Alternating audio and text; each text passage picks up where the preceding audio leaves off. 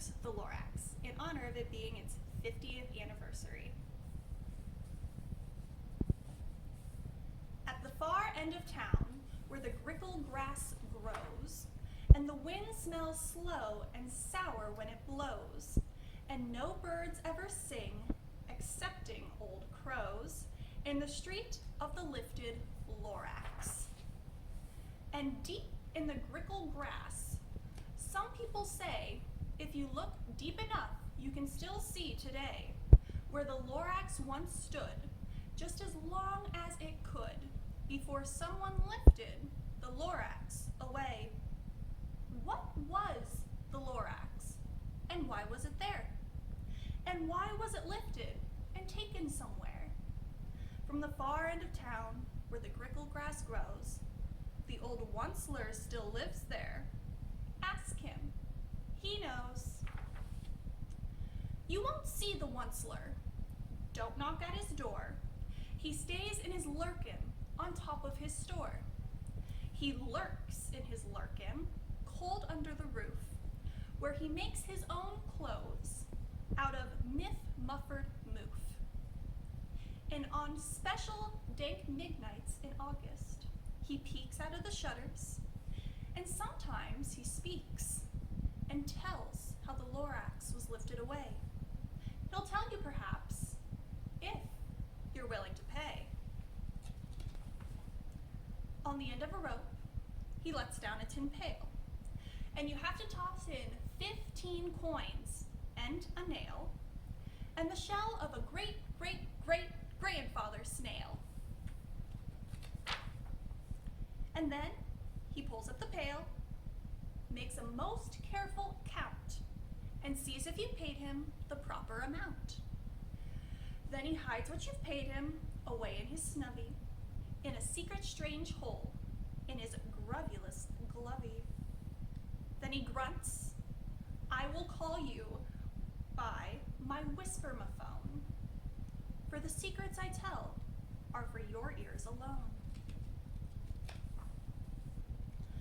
Slip! Down slups the whisper-ma-phone to your ear, and the old onceler's whispers are not very clear, since they have to come down through the snurgly hose, and he sounds as if he had smallish bees up his nose. Now I'll tell you, he says, with his teeth sounding gray, how the Lorax got lifted and taken away. It all started way back, such a long, long time back. Way back in the days when the grass was still green, and the pond was still wet, and the clouds were still clean, and the song of the swami swans rang out in space. One morning I came to this glorious place, and I first saw the trees, the truffula trees, the bright colored tufts of the truffula trees, mile after mile in the fresh morning breeze. And under the trees, I saw brown barbaloots, frisking in their barbaloot suits, as they played in the shade of the truffula fruits. From the ripulous pond came a comfortable sound of the humming fish humming and splashing around. But those trees, those truffula trees, all my life I've been searching for trees such as these. The touch of their tufts was softer than silk, and they had the sweet smell of fresh buttery milk. I felt a great leaping of joy in my heart. I knew just what I'd do, and I unloaded my cart. In no time at all, I had built a small shop. Then I chopped down a truffula tree with one chop, and with great skillful skill, and with great speedy speed, I took the soft tuft, and I knitted a thmeed. The instant I'd finished, I heard a gazump. I looked. I saw something pop out of the stump. Of the tree I'd chopped down, it was sort of a man. Describe him? That's hard. I don't know if I can.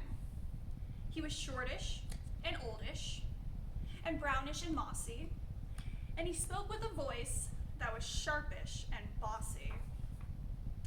"Mister," he said with a sawdusty sneeze, "I am the Lorax, and I speak for the trees. For I speak for the trees have no tongues. And I'm asking you, sir, at the top of my lungs." He was very upset. He shouted and puffed, "What is that thing you made out of my truffula tuft?" "Look, Lorax," I said, "there's no cause for alarm. I chopped just one tree. I'm doing no harm. I'm being quite useful. This thing is a thneed. A thneed's a fine something that all people need. It's a shirt, it's a sock, it's a glove, it's a hat. But it has other uses, yes, far beyond that. You can use it for carpets, for pillows, for sheets, or curtains, or covers for bicycle seats." The Lorax said, "Sir, you are crazy with greed. There is no one on earth who would buy that fool thneed." But the very next minute, I proved he was wrong. For just that minute, a chap came along, and he thought that the thneed I had knitted was great. He happily bought it for $3.98. I laughed at the Lorax. "You poor stupid guy. You never can tell what some people will buy." "I repeat," cried the Lorax, "I speak for the trees." "I'm busy," I told him. "Shut up, if you please." I rushed across the room, and in no time at all, I built a radio phone and I put in a quick call. I called all my brothers and uncles and aunts, and I said, "Listen here. Here's a wonderful chance for the whole Onceler family to get mighty rich. Get over here fast. Take the road to North Nitch. Turn left at Weehawken. Sharp right at South Stitch." And in no time at all, the factory was built. The whole Onceler family was working full tilt. We were all knitting thneeds, just as busy as bees, to the sound of the chopping of the truffula trees. Then, oh baby, oh did my business grow. Now chopping one tree at a time, it's too slow. So I quickly invented my super axe hacker, which whacked off 4 truffula trees in one smacker. We were making thneeds as 4 times as fast as before, and that Lorax, he didn't show up anymore. But the next week, he knocked at my new office door. He snapped, "I'm the Lorax who speaks for the trees, which you seem to be chopping as fast as you please. But I'm also in charge of the brown barbaloots who played in the shade in their barbaloot suits and happily lived eating truffula fruits. Now, thanks to your hacking my trees to the ground, there's not enough truffula fruit to go round, and my poor barbaloots are getting the crummies because they have gas and no food in their tummies." I meant no harm. I truly did not. But I had to grow bigger. So bigger I got. I biggered my factory. I biggered my roads. I biggered my wagons. And I biggered the loads of the thneeds I shipped out. I was shipping them forth, to the south, to the east, to the west, and to the north. I went right on biggering, selling more thneeds, and I biggered my money, which everyone needs. Then again he came back. I was fixing some pipes when that old nuisance Lorax came back with more gripes. "I am the Lorax." He coughed and he whiffed. He sneezed and he snuffled. He snargled, he sniffed. "Onceler," he cried with a cruffulous croak. "Onceler, you're making such smogulous smoke. My poor swami swans, why, they can't sing a note. No one can sing who has a smog in his throat." "And so," said the Lorax, they cannot live here, so I'm sending them off. Where will they go? I don't hopefully know. They may have to fly for a month or a year to escape from the smog you've smogged up in here. What's more, snapped the Lorax, his dander was up. Let me say a few words about gluppity-glup. Your machinery chugs on, day and night without stop, making gluppity-glup, also schloppity-schlop. And what do you do with this leftover goo? I'll show you, you dirty old onceler, you. You're glumping the pond where the humming fish hummed. No more can they hum, for their gills are all gummed. I'm sending them off. Oh, their future is dreary. They'll walk on their fins, and they'll get woefully weary, and search for some water that isn't so smeary. And then I got mad. I got terribly mad. I yelled at the Lorax, now listen here, Dad. All you do is yap, yap, and say, bad, bad, bad. Well, I have my rights, sir, and I'm telling you, I intend to go on doing just what I do. And for your information, you Lorax, I'm figuring on biggering and biggering and biggering, turning more truffula trees into thneeds, which everyone needs. And at that very moment, we heard a loud whack. From outside the fields came a sickening smack, an axe on a tree.